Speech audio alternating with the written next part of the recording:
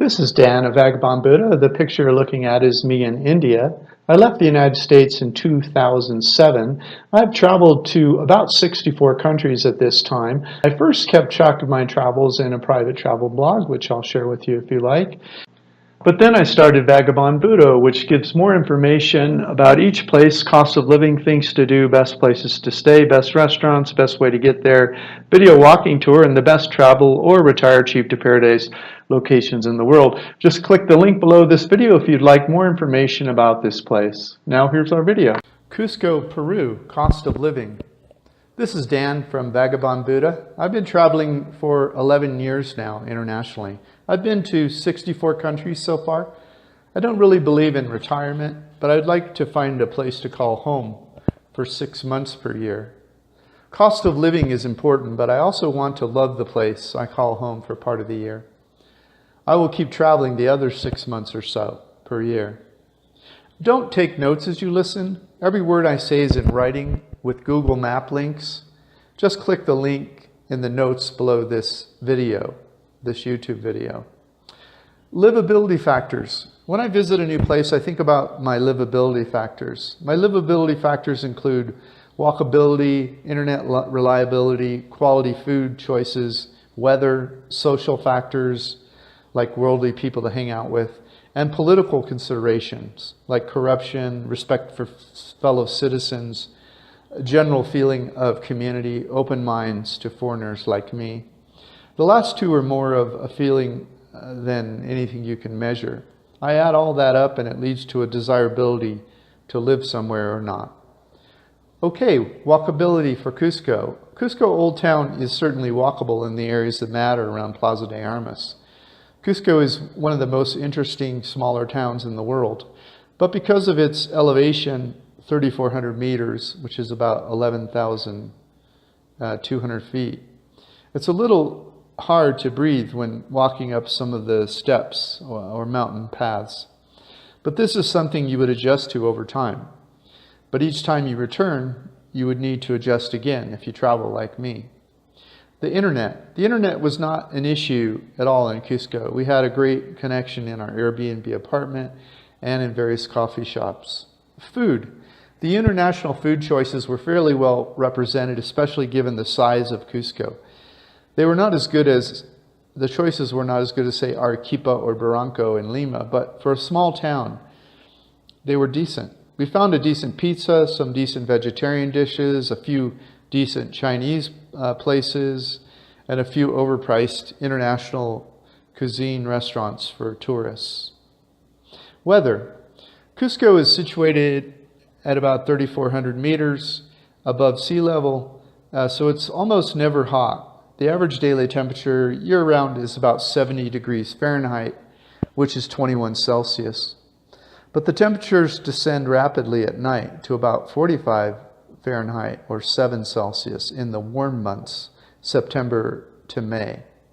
And even lower in the cold months, 35 Fahrenheit to 2 Celsius, cold months June, July, and August. Luckily, it doesn't rain much in the colder months, only about 1 day per month. The rainy season is December through March, when it rains about 13 days per month. The cold seems to bother me more than the rain, so if I did live in Cusco, I would be away for the colder months. Things to do. There seems to be something going on culturally in Cusco at least a few times per month. There are also many museums, art galleries, and archaeological sites to explore. There's also beautiful nature hikes and lots of beautiful space around to enjoy nature. Social considerations.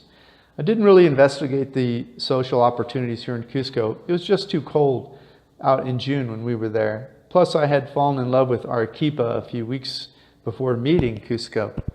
Cusco seemed a little too cold and a little too small as compared to Arequipa. Desire to move here. I would pick Arequipa if I decided to move to Peru. Cusco is attractive as a place to visit for a week or two, but I don't see myself living there 6 months of the year. Here are my estimated costs of living 1 month in Cusco as a temporary visitor.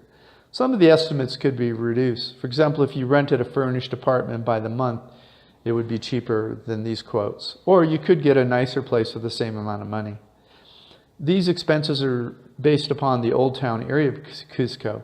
You can rent a furnished one-bedroom apartment in Old Town Cusco for about 1,000 soles to 2,000 soles per month, which is about $300 to $600, depending on how nice and close in you want to be. Okay, so monthly costs of living in Cusco, including accommodations, food, and transportation, would range for about $700 a month for a backpacker type person, up to about $1,400 a month. Then this is for one person. For more information about how the above cost of living month multiplier works, please visit the bottom of this page, link provided on Vagabond Buddha. Of course, this table and all this information I'm sharing with you is in the link below this YouTube video. You can click on it. These costs are based upon, the above table does not include alcohol, excursions, or extras, and it's for one person. These costs are based upon eating outside your accommodations twice a day. If you stay in the Airbnb apartment, you might be able to save money cooking more, but that depends on what you cook and whether you would otherwise eat in food carts, neighborhood restaurants, or high-end restaurants. Some of the expenses remain unchanged when you add another person. I'm not guaranteeing anything. These are just my notes from my personal travel. If you book any of my recommendations, flights, tours, or accommodations, you'll pay nothing extra, but I will earn a small commission.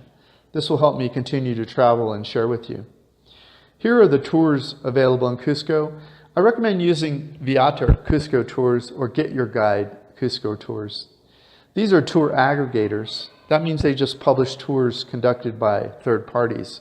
Some tours are better than others, so you need to read their reviews. Look for the tour that has at least 5 reviews that sound good, and 2 of those reviews should be within the last few months.